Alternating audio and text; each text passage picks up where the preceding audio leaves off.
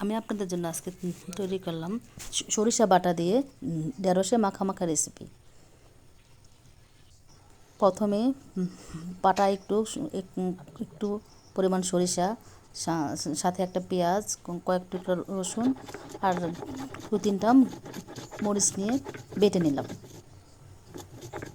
বাটতে বাটতে এই রেসিপিটা দিয়ে গরম ভাত দিয়ে খেতে অনেক মজা।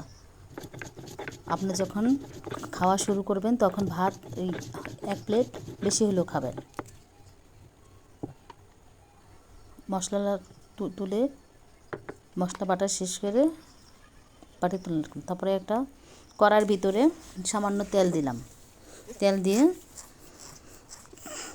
কেটে রাখা ঢেঁড়সগুলো ভেজে নিলাম। কেটে রাখা ঢেঁড়সগুলো আস্তে আস্তে করে উল্টায়া পাল্টায়া লাল লাল করে ভেজে নিলাম। ভাজা শেষ হলে একটা বাটিতে তুলে নিলাম। তো ওই তেলের ভিতরেই পেঁয়াজ দিলাম। পেঁয়াজ একটু বাদামি কালার হলে সে সরিষা বাটাটা দিয়ে দিলাম।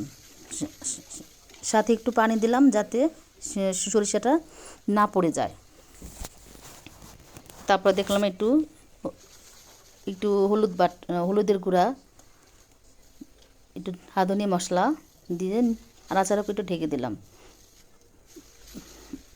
মশলাটা কষানো হওয়া পর্যন্ত অপেক্ষা করে তারপরে সে ভেজে রাখা ঢেঁড়সগুলো দিয়ে দিলাম।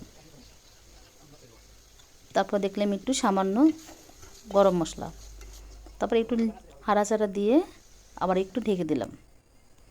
হয়ে গেল আমার সরষে বাটা ঢেঁড়সে মাখা মাখা বোনা, যা আপনারা গরম ভাত এবং পোলাওর সাথে মজা করে খাবেন।